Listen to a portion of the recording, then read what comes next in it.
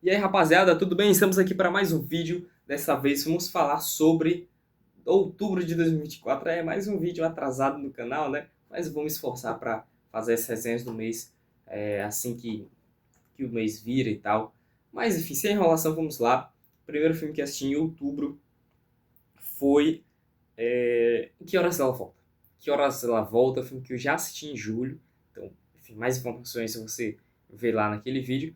Mas é um baita filme, um filme que retrata algo que acontece no Brasil, algo que é comum, você encontra vários relatos de, enfim, tanto de um lado de quem está inserido na família que tem mais renda, que contrata os serviços dessa empregada doméstica, quanto da outra família, da família que a mãe é uma empregada doméstica e você não tem a presença da mãe na sua vida de fato, enquanto que você tem do outro lado a mãe biológica não sendo tão presente e a empregada doméstica fazendo esse papel de figura materna. Então é uma discussão bem interessante. Tem outras discussões também nesse filme, não se resume só a isso, mas acho que eu comentei mais naquele vídeo. Em seguida, eu assisti ao filme que não é tão bom, que é O Colecionador de Ossos. Não achei ruim, não, tá?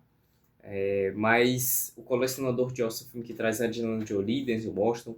A Angelina Jolie ela tá meio monotona desse filme, não gostei nada. Já o Denzel Washington ele tá bem, sim. O Denzel Washington é um bom ator. E aí você vai ter um serial killer, que aí ele tem um modus operandi, e aí toda a parte mais interessante é você ver como é que é o modus operandi desse serial killer, toda a parte de construção, do que isso é e tal. E enquanto isso você vai ter a Angelina Jolie, o personagem dela, ela trabalha na polícia, só que ela quer casos mais sérios, ela quer trabalhar com, com investigação mais séria mesmo. Quando você tem um investigador, que ele ainda é consultado pela polícia, só que ele é paraplégico hoje em dia, que é o personagem do Denzel Washington, e aí ele vai participar desse filme ativamente. E aí o final desse filme não é muito bom, a revelação do serial killer e tal, é bem corrido, bem do nada assim, bem ruim mesmo. É, e toda a questão do romance entre a Angelina Jolie e Denzel Washington, pra mim, poderia sair do filme, sinceramente. Tudo bem que no final, vamos dizer assim, no prelúdio não, enfim, o final depois do clímax mesmo. Você tem algo que, enfim, meio que a Angelina Jolie, esse romance entre os dois fez com que eles esse romance fez com que ele não quisesse mais a eutanásia e aí visse o valor novo para a vida, mas é ruim esse romance deles, tá? Não tem química não.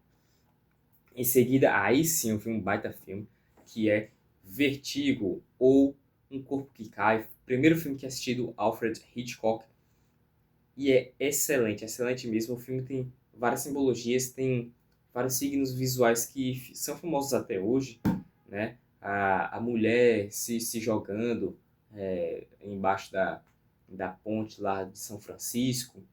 Enfim, é um filme que vai falar sobre um homem que ele tem vertigem, né? Ele tem acrofobia, acho que é o nome, ou seja, ele tem medo real de altura. Acrofobia, é isso mesmo. E aí ele tem a vertigem, isso tudo por causa de uma experiência traumática que ele passou. E aí ele vai passar por outras experiências traumáticas nesse filme. Mas ele é um investigador e ele vai investigar os comportamentos estranhos da esposa de um amigo dele. E essa esposa de um amigo dele parece que aparentemente está traindo o amigo dele e tal. Ele, meio relutante, vai começar a seguir ela e ele se torna obcecado por essa mulher e por um segredo que ela esconde. E, caras, que baita filme, viu? Que baita filme. Em seguida, eu assisti o final desse filme é top demais.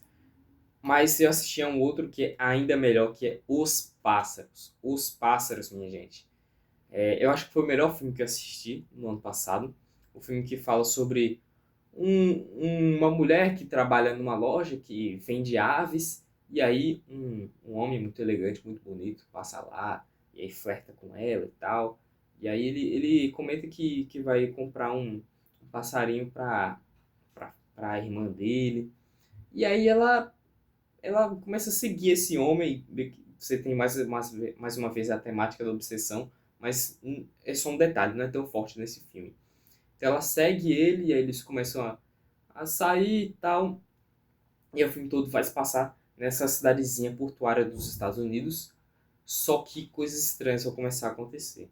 Os pássaros, criaturas inofensivas, criaturas burras até, você pode dizer, eles começam a se juntar e a atacar os seres humanos sem motivo algum. E aí você vai ver várias discussões desse filme que elas ficam na boca de personagens coadjuvantes, às vezes até figurantes assim, mas que eles vão trazer essas possibilidades. E aí eles vão mostrar o medo se instaurando dentro daquela comunidade e o comportamento deles é muito interessante, eles tentando achar respostas para aquilo, tentando achar soluções, mas não existe, não existe, simplesmente é algo que aconteceu do nada, é inexplicável, e aí você vai ter todo o terror sendo construído dessa maneira, na verdade construído de diversas maneiras, e o filme é muito criativo na forma que ele faz o terror, e o terror é um gênero que eu estou explorando mais ultimamente, se bem que esse filme não é tanto de terror, não é tanto lembrado por terror. Acho que se eu vim até. Ó, o Letterboxd coloca como horror e thriller, né? Horror é basicamente terror, tá? No português a gente tem uma diferenciação entre horror e terror, mas no inglês basicamente é a mesma coisa. É, mas é isso daí. É um filme que vai falar sobre isso e a cena final ela é também muito fantasmagórica, tem uma atmosfera esquisita. Mas que filme, que filme. Eu fiquei pensando que os pássaros, eles são uma analogia para alguma coisa, uma metáfora, mas eu não consegui chegar em nada. Também não pesquisei, né? Acho que eu vou me aprofundar quando eu reassistir esse filme. Tá, mas enfim, Os Pássaros é excelente mesmo. Outro filme muito bom que eu assisti foi Entrevista com o Vampiro, grande elenco, Tom Cruise, Brad Pitt e... como é? Antônio Bandeiras, Kirsten Dunst, tá? Kirsten Dunst criança aparece nesse filme também. Tem uma gente famosa aqui, mas enfim. É o filme que vai falar justamente sobre o vampiro Lestat. O vampiro que é um cara muito elegante e tal. E aí ele a verdade é o seguinte, voltando. O filme vai falar sobre uma entrevista com um vampiro, um jornalista que vai entrevistar um vampiro real lá em Nova York. E aí ele vai entrevistar esse cara, que é o personagem do Brad Pitt, que é o Louis. E aí o Louis vai contar a história dele, que ele era um proprietário de escravos e, enfim, lá no século XVIII.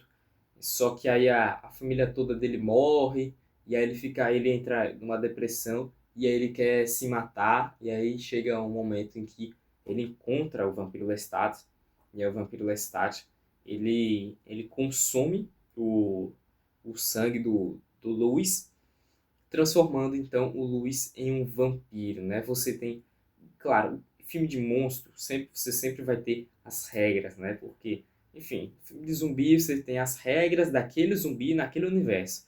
O vampiro, mesma coisa. E eu acho a temática do vampiro, a mitologia do vampiro muito interessante mesmo. Eu gosto de filmes de vampiro, livros, tudo mais. Claro que o definitivo é o Drácula.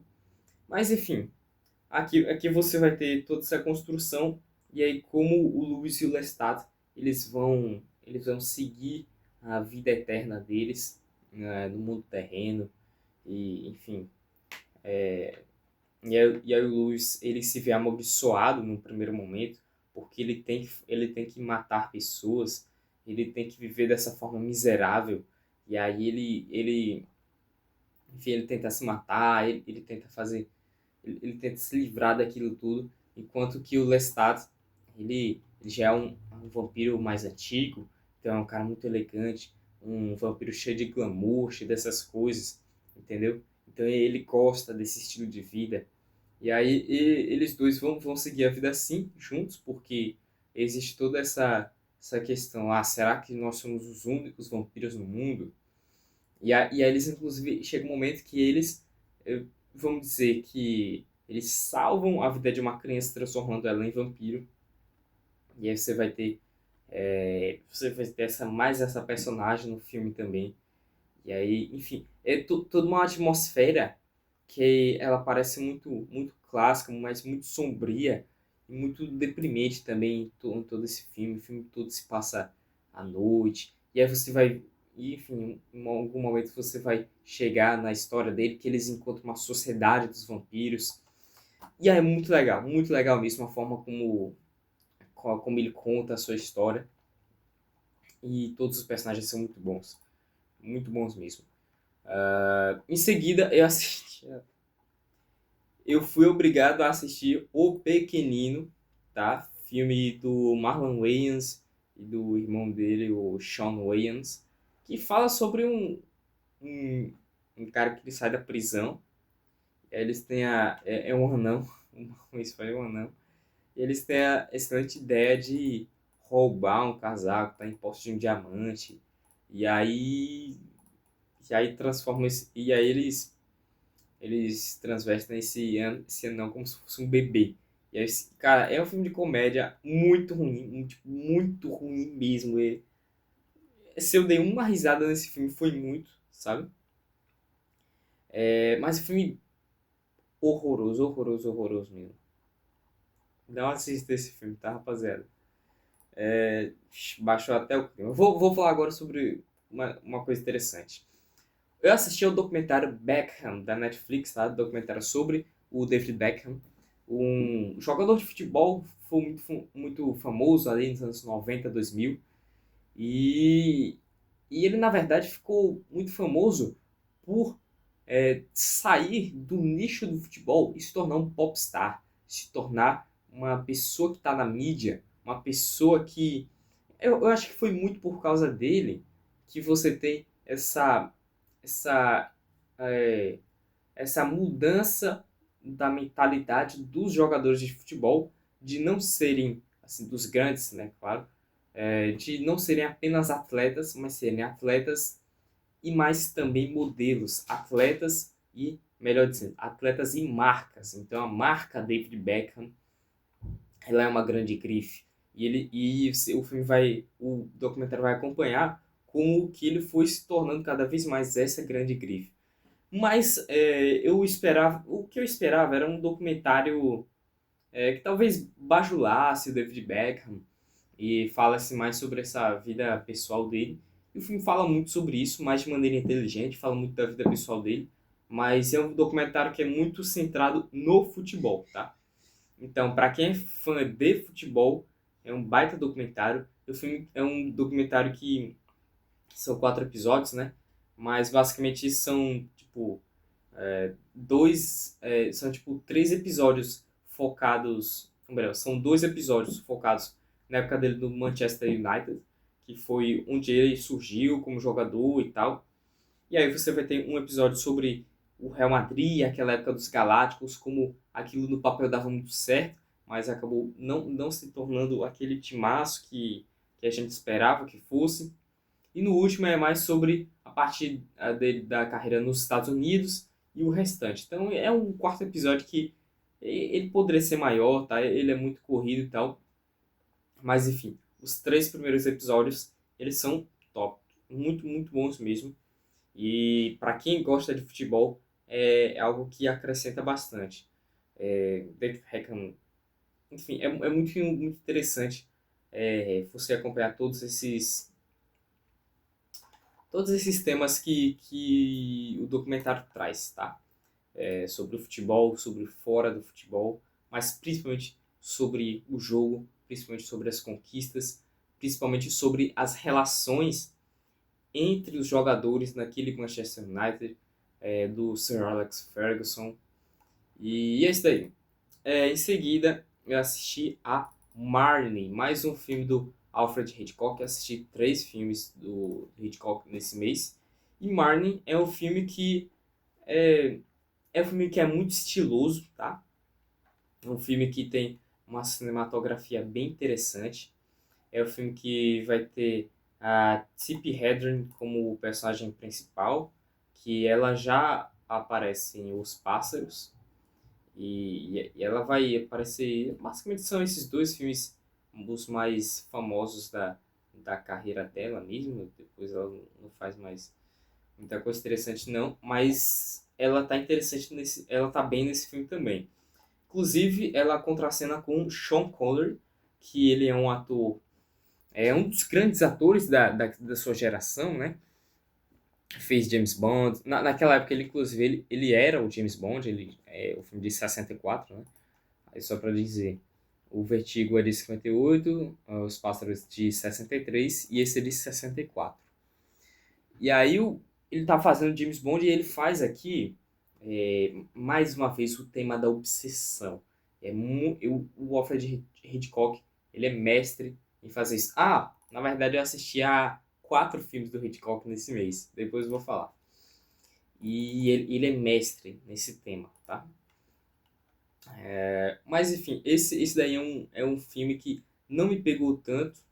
É um filme que eu fiquei meio lá, meio cá no que ele fazia. Muitas vezes eu achei ele maçante, que a história não estava indo para lugar nenhum, que era muita construção assim, muitos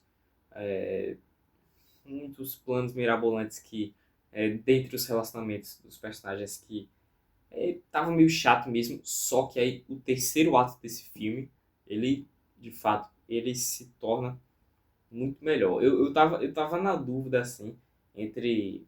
Poxa, o filme começa, eu achei meio nota 3 de 5, 3,5 de 5. Aí o filme vai se tornando cada vez mais chato, assim. Cara, isso daí é um 2,5 no máximo. Só que aí você tem esse final, e aí o final é muito bom, tá?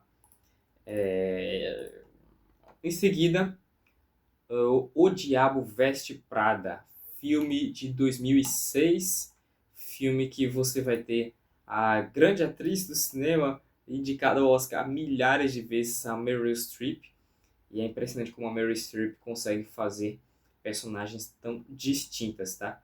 E aí é uma das grandes atuações da carreira dela também, O Diabo Veste Prada, porque ela faz essa chefe de uma revista muito famosa sobre moda, e ela vai ser de fato uma megera. Acho que a palavra, o substantivo o adjetivo melhor dizendo que melhor descrever ela é que ela é uma megera no, no sentido da palavra mesmo.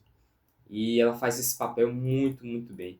E aí você vai ter a Anne Hathaway, que vai ter a Emily Blunt nesse filme também, mas é mais sobre a Anne Hathaway e a Meryl Streep, tá? E aí vai ter o Simon Baker também, que é um bom ator. Vai ter o Stanley Tucci, que eu já assisti outros filmes com ele também. E a Anne Hathaway, ela vai ser uma jornalista, que ela quer ser uma jornalista, mas ela não é muito interessada em moda, ela só tá lá naquela empresa porque, enfim, é mais uma tentativa dela de escrever. Mas aí ela se torna uma espécie de assistente pessoal da própria personagem da como é? Miranda, é verdade. Miranda Priestley, e ela se torna assistente da Miranda, e ela vai cada vez mais entrando nesse mundo da moda, um mundo assim, moda quando eu digo não é tipo o que chega pra gente. É assim, esse mundo e todo esse contexto que ele é muito grande e muitas vezes a gente, enfim, é mais para algo que a gente não vê, é algo que é mais dentre aquela panelinha mesmo. E aí era algo que ela reprimia, algo que ela não gostava mesmo. E ela se cada vez gosta mais daquilo. E aí tem a Miranda, ela falando, você me lembra muito eu mesma quando eu era mais jovem, na sua idade e tal. E aí você tem toda essa discussão. Será que a personagem da Anne Hathaway e a Miranda, elas são tão parecidas assim mesmo? Pessoas que parecem tão opostas. E aí você tem um final que ele é bem interessante. Eu não acho que é um filme perfeito não, tá? Tem algumas coisinhas na história, na trama que não me agradam. Mas no geral é um bom filme, tá? Um bom filme e que eu gostei. Em seguida, eu quero falar sobre a única HQ que eu li nesse mês, que foi Kobani Calling, do autor Zero Calcari, que é um autor romano, um autor italiano. E aí, nesse livro, ele vai falar sobre a viagem dele para a Síria, tá? Kobani Calling, ou Como Fui Parar no Meio da Guerra da Síria. Vai falar sobre a participação dele ajudando, é, ajudando a galera do Kurdistão, né? Que na verdade não é um território reconhecido, mas é uma nação que dos curdos, é uma nação própria. E aí vai ser muito interessante isso, de como isso daqui ele nasce mais como um diário de viagem do que propriamente uma história como um todo. O que você vai encontrar aqui não é uma, digamos que uma explicação sobre as origens da guerra na Síria, sobre, de fato, o que são os curdos. Você tem até um pouco disso. É mais mesmo os relatos, são crônicas, é uma grande crônica da vida dele sobre essa participação dele nesse contexto, tá? E é interessante, é muito interessante mesmo você ver aquilo tudo por dentro. E aí tem tô vendo aqui umas imagens. E aí você vai ter o humor do Zero Calcari, que quem assistiu ao seriado Entre Linhas Pontilhadas na Netflix, né? É um seriado que é baseado nos quadrinhos dele. Sabe o que é que eu tô falando? Humor bem irônico, bem sarcástico, às vezes um pouco pesado, bem exagerado também. E que não é para todo mundo, tá? Eu não acho que todo mundo vai gostar disso daqui. Mas é interessante, sim, até pelas temáticas e pelos relatos que ele traz. São. são isso daqui eu li de uma vez só, porque é muito interessante mesmo. E aí existe todo um tema que tem aqui no quadrinho, que é por que ele está ali, o que é que levou ele a estar lá. E aí você vai encontrar essa resposta que ele dá a ele mesmo, mas talvez ele não acredite tanto nessa resposta que ele se dá. Nesse sentido, vamos falar um pouco sobre Este Mundo Não Vai Me Derrubar, que é outro seriado que o Zero Calcari lançou na Netflix. Você tem o Entre Linhas Pontilhadas, que eu li, que eu assisti quando lançou. E aí tem o Este Mundo Não Vai Me Derrubar, que foi lançado em 2023, primeiro de 2021. Você não precisa assistir um para assistir o outro, até por isso são seriados diferentes, que trazem histórias diferentes, uma história diferente. Mas, em geral, todo o trabalho do Zero Calcário vai ser sobre a vida dele. Ele vai falar o que acontece na vida dele, enquanto que esse primeiro seriado vai falar sobre é, vai falar sobre. Talvez seja até melhor você assistir o Entre Linhas Pontilhadas primeiro, porque é mais de apresentação dos personagens. Então, ele vai apresentar, enfim, os amigos dele, a vida dele, quem ele é, o que ele faz. E a história de pano de fundo você vai acompanhando à medida que você conhece tudo. Então, você assiste meio que não sabendo exatamente sobre o que é aquele seriado.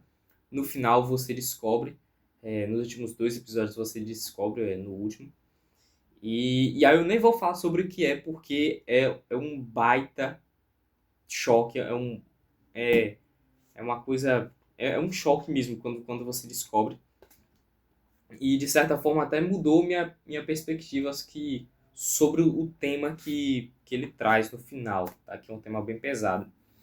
Enquanto isso, o Este Mundo Não Vai Me Derrubar, ele vai trazer uma história sobre o contexto que está acontecendo ali no subúrbio da Roma, que é sobre a questão dos imigrantes, tá? Primeiro você tem, na verdade, um acontecimento que um velho amigo de infância não, de adolescência dele, né? Talvez não um amigo, mas um conhecido próximo, que, enfim, ele passou mais de 10 anos em reabilitação, que ele era viciado em drogas, e aí ele saiu dessa vida graças à reabilitação, e aí ele está de volta ao bairro, e ele quer meio que recomeçar a vida. Só que aí tem toda essa questão de, poxa, mas essa pessoa nem é mais uma pessoa próxima de mim, nunca nem fui tão próximo assim. Então como é que eu vou arrumar conversa, como é que eu vou fazer isso? E aí esse cara ele começa a se envolver com os grupos que eles são um tanto que estranhos, tá? O Zero Calcário, ele tem um posicionamento político bem definido, que, enfim, é a série dele, né? Então ele vai falar, é claro. É, e e aí, enfim, ele vai tirar sarro desses outros grupos de uma forma bem caricata. E, e é assim, eu sei que existe uma, um crescimento digamos, de ideias parecidas com o fascismo na Itália, tá? Eu sei que enfim, eu não estou por dentro, eu não sou especialista nisso, é claro. Talvez nem o Zero seja, porque, novamente, é mais algo sobre. Ele vai falar o que ele sabe, mas o foco é as experiências dele. E isso é interessante. Parece que não é, mas é interessante sim. Tá? Mas eu tenho que fazer esse adendo, porque aí vai ter muita gente que vai assistir e aí vai estranhar isso e tal. É, é até difícil definir, porque e essa questão da imigração na Europa e na Itália, no contexto da Itália, ela, é, ela foi inicialmente, quando começou toda essa questão de receber os refugiados, foi aceito com normalidade na Itália, só que aí o governo não conseguiu gerir isso muito bem. Os governos não conseguiram gerir isso muito bem na Alemanha, na Itália, nesse caso. E aí aqui você tem um exemplo de que fala sobre uma parte do que é essa imigração na Itália. E aí você pode chegar a uma conclusão que ela vai ser pobre. Vai ser uma conclusão pobre quando você vê só um exemplo e aí você acha que é aquilo e acabou-se. Sendo que a questão é muito mais complexa do que parece. Basicamente é isso. Mas sobre se eu gostei ou não da série, é, ela é interessante porque traz essas temáticas, mas eu não achei ela tão engraçada quanto a primeira, e eu também não gostei tanto da trama que ele traz, e eu acho que a primeira me afetou mais mesmo, enquanto que essa daí, inclusive, ela fica com uma impressão de que é uma história que vai ter continuação, mas é mais porque fica com uma sensação de algo que não finalizado. Porque não tem como ter continuação, pelo menos a princípio, porque é algo que acontece na vida dele e as coisas que acontecem na nossa vida nem sempre são uma história fechada, né? É algo que fica meio aberto assim e é isso daí. Pode ser que volte em algum momento essa temática, mas eu acho que se tiver uma próxima série do Zero, que eu acho que vai ter, vai ser sobre outra coisa. Em seguida, vamos finalizar aqui esse vídeo falando de Psicose, clássico do terror, clássico do thriller, que se você não sabe sobre os spoilers, eu não sabia, tá? Só que eu sabia era daquela cena muito famosa, mas eu não sabia sobre a revelação desse filme. Inclusive foi muito interessante assistir. Assista, assista. Fala sobre uma mulher que rouba uma grande quantidade de dinheiro e aí ela vai fugir e e aí ela fica no Bates Motel, né? Que é um motel nos Estados Unidos, é um hotel que você só passa uma noite, não tem a conotação que tem no Brasil, tá? Ela fica no Bates Motel e coisas estranhas começam a acontecer quando ela conhece o Norman Bates, que é o gerente desse hotel, que é um hotel que basicamente ninguém mais se hospeda lá. Inclusive, você tem toda a, a como posso dizer, a figura da mãe do Norman Bates como essa figura misteriosa, essa figura talvez fantasmagórica. E aí, nossa, é muito bom esse filme mesmo. Desses 4 que eu assisti do Alfred Hitchcock, eu acho que eu posso colocar assim, Os Pássaros, Um Corpo que Cai, Psicose e Marnie, tá? É, talvez eu poderia trocar aí Um Corpo que Cai com Psicose, mas é difícil, é difícil. Baita filme, 1960. Tem um livro, quero ler o livro também. E aí eu encerro o meu mês com A Balada de Buster Scruggs, filme dirigido pelos irmãos Coen, tá? Um faroeste bem diferente. Vai ser um filme de antologia, então filme de antologia é aquele filme de pequenas histórias. E aí umas histórias elas vão ser um tanto diferentes uma das outras. Talvez você goste mais de uma ou de outra. Mas todas elas têm algo em comum porque são histórias de faroeste, se passam no oeste americano. Mas elas não vão ser tanto uma história clássica de faroeste. Na verdade, você vai ter muitas vezes temáticas e finais que são surpreendentes. Mas eu gostei bastante, tá? Eu gostei de A Balada de Buster Scruggs. Gostei muito da... E tem um grande elenco, tá? Eu gostei muito da história... Gostei muito da história do Liam Neeson, tá? Gostei muito da história... que é aquela do ator, né? Gostei muito da penúltima história. Gostei muito da história do... Oh, meu Deus, como é? Eu até falei desse ator uma vez. Ah, cadê aquele? James Franco, a história de James Franco é legal também. E todas elas têm algo em comum que existe morte nessas histórias, mas morte de uma maneira que você nunca espera, tá? Certas vezes você acha que uma pessoa vai morrer e ela não morre, ou então você acha que ela vai morrer de um jeito e ela morre de outro, ou então ela vai morrer, aí você acha que ela não vai, aí ela morre. Todas elas acabam em morte e de uma forma um tanto criativa, um tanto poética às vezes também. A última história talvez ela seja mais fraca e aí ela deixa essa impressão de que o filme não é tão bom porque ela deveria encerrar com chave de ouro e não é o caso, tá? Mas é isso daí. No mais é isso, muito obrigado. Fica aí todas as minhas resenhas de outubro. Até a próxima. Tchau.